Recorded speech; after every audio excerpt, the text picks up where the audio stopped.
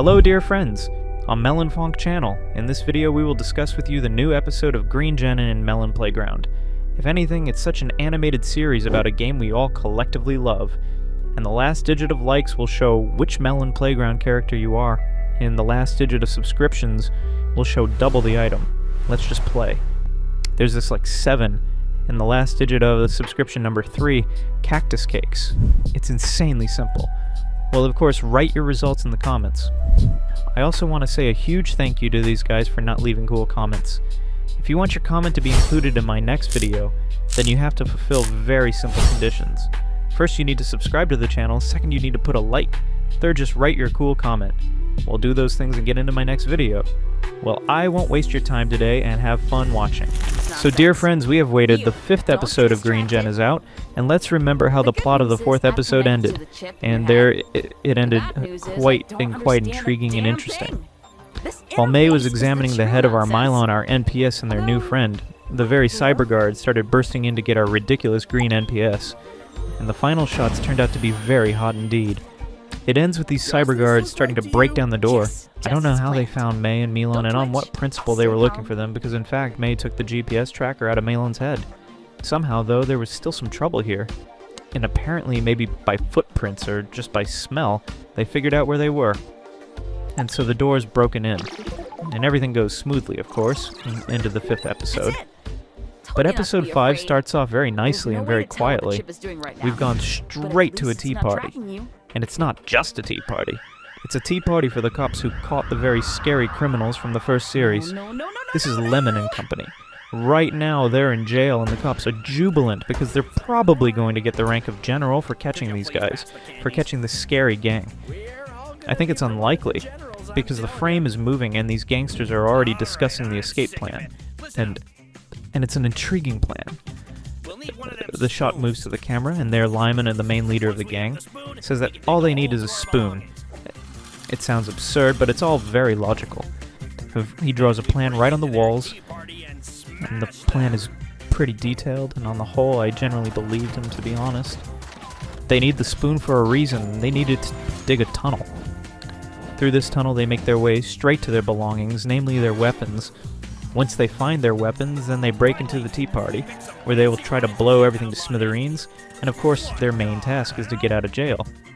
In general, I really like that we basically have 2 storylines in this animated series. The first storyline is still the main one, and it tells about our Melon, and the second storyline is about Lyman and his gang, and of course their relationship between the police. It's very cool that these lines eventually intersect in one place at the robbery itself. And naturally, it's not the end of the story. In any case, I think it would make sense for those lines to cross again. But back to the plan. Look at the way he's painted these walls. We see some pizzeria. We see the number of the pizzeria. Next we see some bottles, bombs. We also see some woman. It's a boss for some reason. Apparently it's the boss and the leader of the cops. And it's all looped in a very strange chain, to be honest. I think there's an insane amount of references here, and if you see any references, make sure to write about it in the comments. I'll be very interested to hear what you think about it. And basically, spell out in more detail the plan for these very bandits. It is very cool that on the uniforms of these bandits, on the prison uniforms to be exact, it is written that if you see these prisoners, then call 02. Or alternatively, just call the police. I don't know if these symbols mean something and if it's a pass-a-hal, but I think it would be logical for there to be a clear chain. Again, write your opinions in the comments. Be sure to leave your thoughts there. Of course, in the end, we weren't shown whether or not this gang got out of jail and whether or not their plan succeeded. Apparently, we'll find out in the next episode. And then the next scene begins. Cool, and it starts with some very interesting events. It turns out that the canned tomato is not the main villain, it's just a chip in someone's hands. The canned tomato sees that the chip is broken, and apparently the connection is lost. And then he gets a call on a regular landline. Why it's a landline in some biolab is very strange. But the reference, it's a landline phone from our game that's in Chalk Playground. It's a very interesting passphrase. Apparently there's some kind of connection here. Then there's a dialogue where he's asked questions about what's going on, why the delays, and why we're having problems. But the canned tomato assures that a slight delay, it won't affect the big picture. In fact, we will take care of it, and all their problems will be solved. After all, the word on the back of the line is getting out that no one doubts anything. I think that if anything, the canned tomato will get its punishment. Naturally, the tomato is not happy with all of this and is basically very angry. The frame then shifts to May's secret location, where they were doing an experiment on Melon, where the chip was damaged and communication was lost. And in fact, already there, the next scene unfolds, and there, everything's very interesting. A grenade comes through the door, and Bolo almost dies, because he's basically in the blast zone. He's immediately unconscious, and then these cyber guards come in, already in the blast door, and the action starts to pick up. May is hiding. She's terrified and afraid, because this is new to her. Melon is also somewhere in the shadows, and only Bolo is getting after everyone. Melon sees that Bolo is in a very terrible position, because he received incredible damage from a grenade, starts to get angry and attacks the guards. But then he gets absolutely smacked without a chance, because apparently his hidden powers have not awakened yet, and he just doesn't know how to use them. May is terrified and hysterical and discovers a back way out, from which she can leave the building and simply escape. But she has doubts in her head because she obviously does not want to leave her friends.